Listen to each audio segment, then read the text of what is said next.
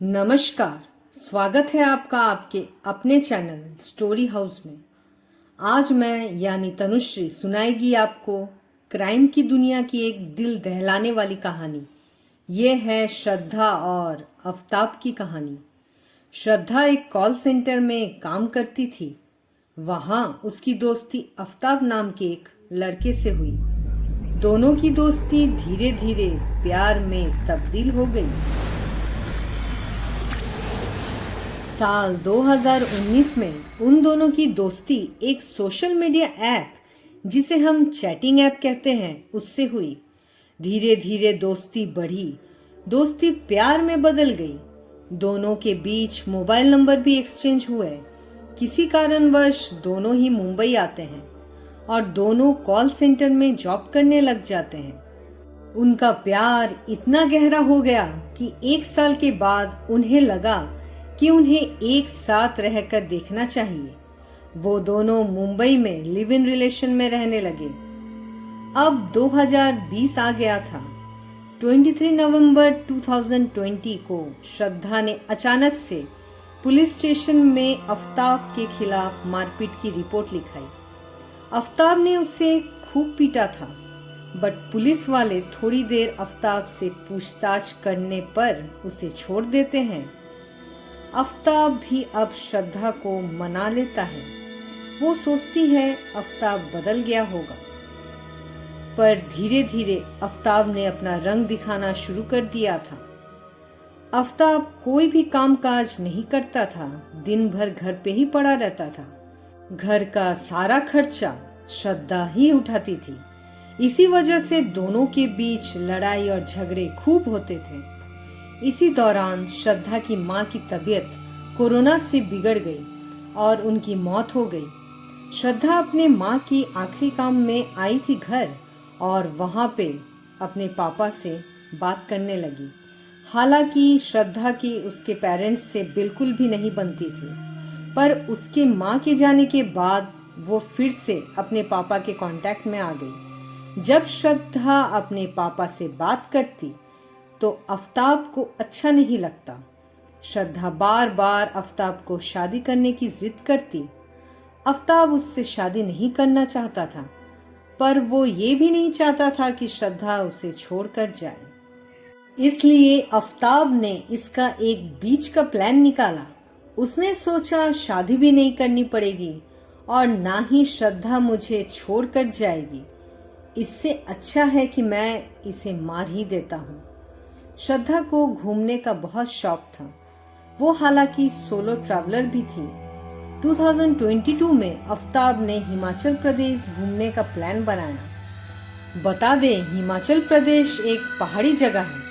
सोचा श्रद्धा को घुमाने के बहाने ले जाता हूँ और वहीं कहीं से धक्का दे दूंगा, पर आफ्ताब को वैसा मौका ही नहीं मिल पाया।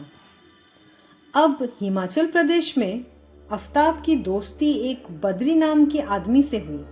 उससे ये पता चला कि छतरपुर नाम का दिल्ली में एक पहाड़ी जगह है जहां से महरौली की जंगल सामने है और मैदानगढ़ी का तालाब भी। अक्सर ये सुनसान इलाका है जो कि जंगल से घिरा हुआ है। ये जगह परफेक्ट रहेगा श्रद्धा को ठिकाने लगाने में। ये सब चल रहा था आफ्ताब के दिमाग में। तभी आफ्ताब हिमाचल प्रदेश में ही श्रद्धा को समझाने लग जाता है कि अब हम मुंबई न लौटकर दिल्ली जाकर शिफ्ट हो जाते हैं। श्रद्धा को बहुत ही अजीब लगा क्योंकि मुंबई में वो अब तक नौकरी कर रही थी। आफ्ताब ने समझाया, दिल्ली से गुड़गांव सामने है, यहाँ हमें जॉब की भी कोई दिक्कत नहीं आएगी और हम अलग से एक अलग घर बसाएंगे क्योंकि माँ बाप से तो हमारी पटती है नहीं, तो हम यहीं पर शिफ्ट हो जाते हैं। श्रद्धा भी इन सारी बातों को समझ जाती है और खुशी खुशी दिल्ली में छतरपुर इलाके में एक किराए के घर में शिफ्ट हो जाती है। ये लोग 15 मई 2022 को दिल्ली में शिफ्ट होते हैं और इससे 2 से 3 दिन बाद ही यानी कि 18 मई 2022 को श्रद्धा के साथ बहसा बहसी होने के कारण आफ्ताब उसका गला घोट देता है। उसने इतनी जोर से गला दबाया कि श्रद्धा की जान वहीं चली गई। अब आफ्ताब ने श्रद्धा के डेड बॉडी को बाथरूम में ले जाकर रख दिया और उस दिन जोमेटो से खाना खाकर सो गया, जैसे कुछ हुआ ही ना हो।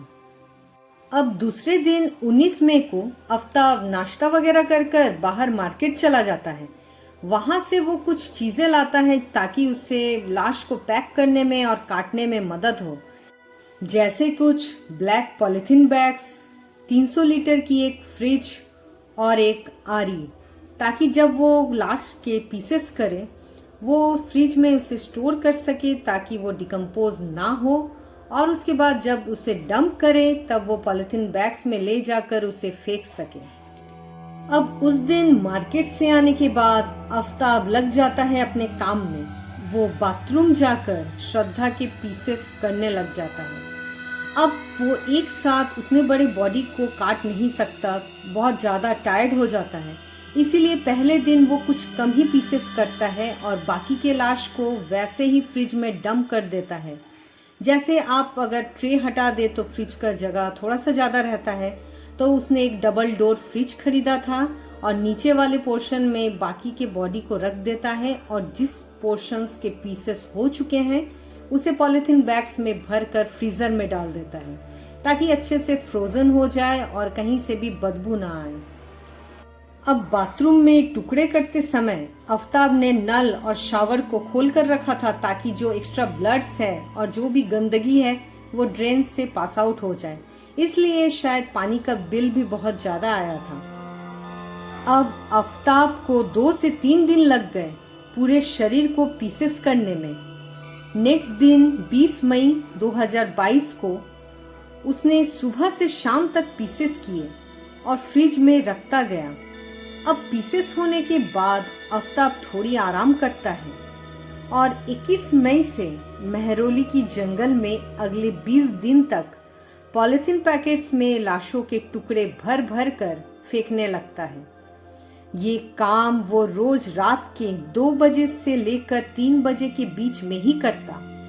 ऐसा करते करते 4 से 5 जून तक उसने सारे बॉडी पार्ट्स फेंक। अब वो और भी कॉन्फिडेंट हो गया था कि अब तो कोई भी उस पर शक नहीं कर सकता। लाशों के टुकड़ों को ठिकाने लगाने के बाद वो अब घर की सफाई करने लग जाता। आफ्ताब ने एक तरह का केमिकल का यूज किया था जिससे सारे ब्लड स्ट्रेन्स मिट जाते हैं। उसने उस केमिकल से बाथरूम, किचन, डाइनिंग और रूम्स की सफाई कर दी थी ताकि पुलिस के हाथों कोई भी सबूत ना आए। वो जानता था आज नहीं तो कल पुलिस जरूर खोजती हुई उसे आएगी, इसलिए उसने बार बार पूरे घर की सफाई करनी चालू कर दी।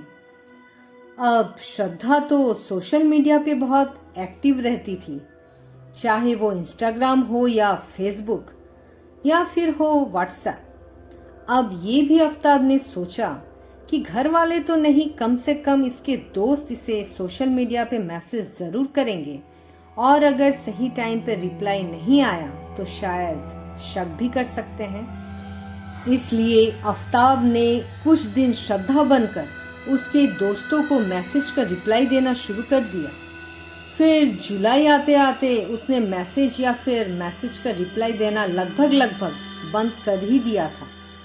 श्रद्धा के दोस्तों में एक दोस्त को ये बात थोड़ी सी अजीब लगी क्योंकि इससे पहले श्रद्धा ने कभी भी ऐसा नहीं किया था।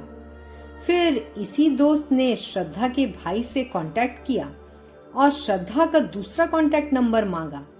भले ही नंबर तो एक ही था, लेकिन उसके घर वालों को ये बात थोड़ी सी अजीब लगी और उसके भाई ने उसके पापा को ये बात बताई। श्रद्धा के पापा ने तुरंत ही इंस्टाग्राम, फेसबुक और व्हाट्सएप चेक किया क्योंकि उसके पापा श्रद्धा के सोशल मीडिया से ही पता करते थे कि उसकी बेटी ठीक है या फिर नहीं।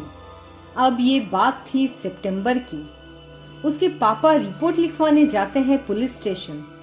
पुलिस ने थोड़े दिन के लिए आफ्ताब को इंटरोगेट करने के लिए पुलिस स्टेशन बुलाया और हाल ही में कुछ सबूत ना ही मिलने के कारण उसे छोड़ दिया।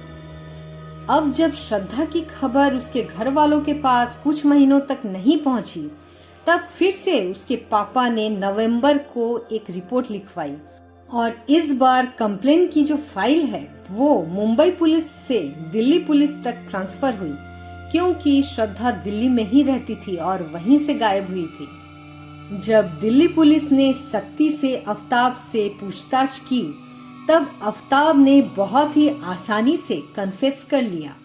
अब जो उसने कहा वो सुनकर वहां के पुलिस की भी आंखें फटी की फटी रह गई। उसने कहा, हाँ मैंने ही मारा है श्रद्धा को, और इतना ही नहीं, मारने के बाद उसके शरीर के 35 टुकड़े भी किए हैं ताकि मैं उसके बॉडी पार्ट्स को इजीली फेंक सकूं। जिस जंगल में आफ्ताब ने पॉलिथीन बैग्स फेंकी थी, उसी जंगल में पुलिस उसे ले जाती है ताकि कुछ न कुछ सबूत वहां से बरामद हो।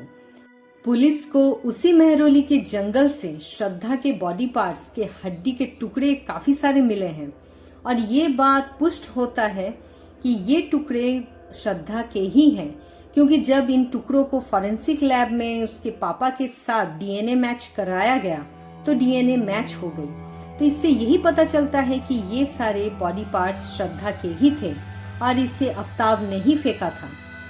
आफ्ताब ने उस जंगल में टुकड़ों को फेंकते समय एक नोटबुक भी बनाया था, जिसमें जहां जहां जो टुकड़े उसने फेंके हैं उसका जिक्र था। वो नोटबुक पुलिस के हाथ में लगी और इससे काफी आसानी हुई केस को आगे बढ़ाने में। बाद में आफ्ताब का पॉलीग्राफ टेस्ट और नार्को टेस्ट जैसी टेस्ट भी हुई और उसमें भी आफ्ताब दोषी माना गया। अभी आफ्ताब पुलिस के गिरफ्त में है और बाकी की कार्रवाई आगे चल रही है।